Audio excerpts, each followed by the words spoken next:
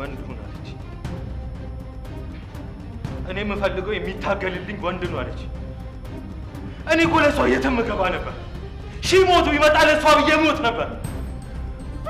እና ወንድነትን የምታሳየው ግድግዳ በመደብደብና እጅን በመሰባበር ነው። አንቺ ሴትዮ አፍሽን ዝጊ። ቆይ ዛሬ ስራ የለሽም እንዴ? አለ። እኔማ ሙሽሪት ሻንጣዋን ጠቅልላ እስክትወጣ እየጠበኳት እሷን ለማየት ነበር። እሷ ደግሞ ስራ በዛባት መሰለኝ ቀረች። አዎ ትቆያለች። ስለዚህ አንቺ ስራሽን ላይ ከፍተሽ ወደ ስራሽ እሄዳለሁ። እንዴ ቦርሴን አምጥቼ እሄዳለሁ። ስላሰብሽልኝ በጣም አመሰግናለሁ። አንተናታ ምናልባት አንድ ቀን እንደወንዶች ወደ ሰው መግደል ወንድ የሚያስብል ከሆነ መግደል መጀመሪያው ከዚህ ሴትዮ ይሆናል። ታው እንጂ ናታን፣ እነሱ ማሰብ አልቻሉም እና አንተም እንደነሱ ትሆናለህ እንዴ? አሁን እጅ በጣም እየደማ ነው። አልኮል ላምጣና ላጽዳለህ። አያስፈልግም። ልቤ ከሚደማው በላይ ደማ፣ ከሚሰማኝ ህመም በላይ አይሰማኝም። እባክህ እናቱ ድርቅ አትበል። አያስፈልግም አልኩሽ አይደል? እሺ በቃ እሱን አልፈልግም ካልክ ተነስና ልብስን ቀይር። ትናንትም ዋልክበት አደርክበት፣ በጣም ቆሽሿል እኮ።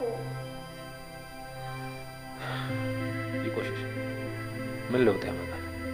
ጸዳው ቆሸሽኩ። ህይወቴ ላይ የሚያመጣው ለውጥ አለ?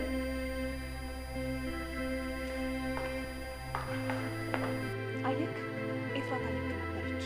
ለዚህ ነው ወንድ ሁን ያለችህ። አንተ ቶሎ ትሰበራለህ፣ ቶሎ ተስፋ ትቆርጣለህ። ከመጋፈጥ ይልቅ ትሸሻለህ። አዘንኩ ብለህ ራስህን ትጥላለህ። ሽንፈትህን ቀድመህ ታውጃለህ። እኔ እንደዛ አይነት ሰው ነኝ? ደካማ ነኝ? አዎ ደካማ ነህ። እንደዛ ካልሆንክ ተነስና ዘንጥ፣ ታጠብ። ኤፍራታ ፊት ሂድና ቁም። ሳትፈራ አይኗን እያየክ ለምን ብለህ ጠይቃት።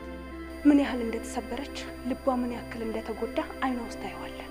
በወኔ ከጎኗ እንደሆንክና ምንም ያህል ቢፈጠር ከጎኗ እንዳለክ እጇን እንደምትይዝ ንገራት።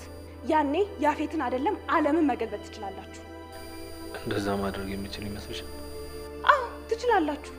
የእናንተ ፍቅር ከዚህም በላይ በብዙ ፈተናዎች አልፏል። አሁንም ታልፉታላችሁ። አሁን ደግሞ ተመልከት፣ እኔም ከጎናችሁ ነኝ።